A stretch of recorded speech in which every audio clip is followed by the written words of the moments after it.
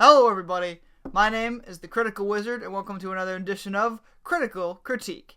Today, we're going to be talking about a film called, technically it's three films.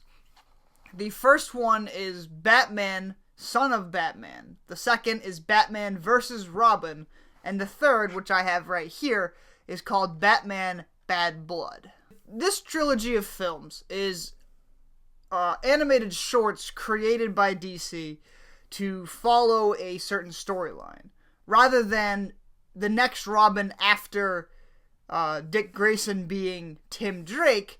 They decided to go a different route and have the new Robin be Damian Wayne, which is the son of Bruce Wayne, Batman, and Talia al Ghul, the daughter of Ra's al Ghul, who is one of Batman's primary antagonists. So, the plot of Batman, Son of Batman, is as follows. It is the first one in the trilogy so far where Talia al Ghul shows up in Gotham and is like, "It's not safe for me or my son. Your son." And Batman's like, "I have a son? Huh."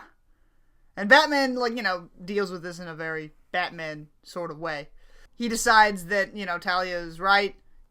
He shouldn't, he should have known about Damian, and he's kind of, disappointed in himself and, I guess, her. I don't know. He's just kind of Batmaning it up. But he decides that now is the time to try to, set Damian on the right path. Throughout the film, Batman is trying to figure out why Damian is, in danger and, moving through that. At the same time, Damian is also trying to solve his own problem himself. And there's a lot of conflict between Batman and Damian and how they need to handle things. And by the end of the film, Damian decides that it is probably better to go the route that his father goes, and they just that is where the movie ends. The second film in the trilogy, Batman vs. Robin, is the only out of the three I have not seen, but I know the premise of that movie, essentially. It is revealed that there is something called the Court of Owls. And throughout the film, it is revealed that these guys have been in power behind the scenes of Gotham, pulling the strings, and they were the ones who orchestrated Bruce's parents getting killed. They had they have ties in the mafia and the mob, and they've been doing a lot of other criminal acts all throughout the city, all keeping their identities concealed even from their own members by always wearing owl masks, different types of owls.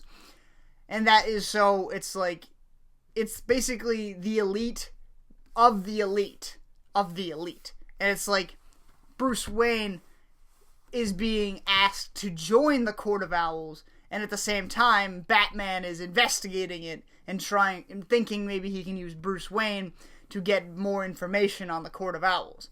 However, Damian Wayne, who is now Robin, he also learns that the Court of Owls had something to do with the death of his grandfather, Ra's al Ghul, and putting his mother and himself in danger in the first movie. So he starts looking into it as well.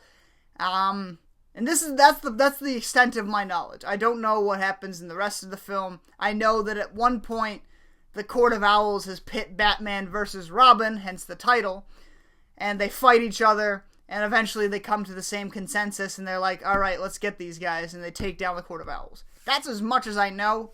I don't know much about that film. I haven't seen it. I can't really go into depth about that.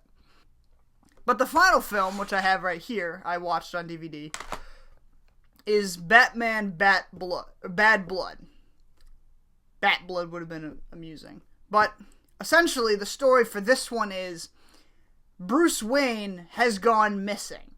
A criminal or something got the upper hand on him, and no one knows where Batman is. And so Dick Grayson, Nightwing, has to take over as Batman for until they find him, just to give up the illusion that Batman is still there. And to the untrained eye, Nightwing dressed as Batman is still Batman. Nightwing is very good. Batman just happens to be better. eventually, as the movie progresses, key people start realizing that it's not Batman and it is in fact Nightwing, including Nightwing's girlfriend at the time, who is not Batgirl, it's Batwoman or something. She uses a gun. She's like the daughter of an ex-military guy. She's like morally, like she's basically what Damian was in the first film, where it's like she thinks that she's going to use her advanced fighting techniques, but she's also going to kill her opponents, and it isn't until Nightwing convinces her otherwise that there's another way and whatnot. Also introduced in the film is a character who's basically an Iron Man mixed with Batman.